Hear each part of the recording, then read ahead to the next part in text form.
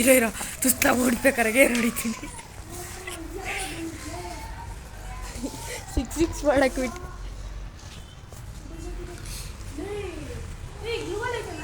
ಹಾಂ ಐತೆ ಮಚ್ಚ ಮೂರು ಐತೆ ಬಾ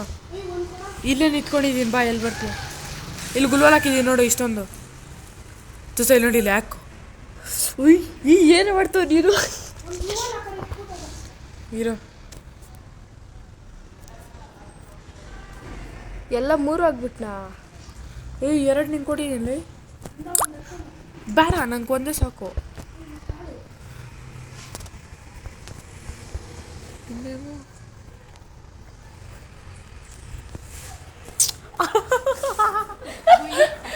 ಒನ್ ಟೈಮ್ ಬಿತ್ತು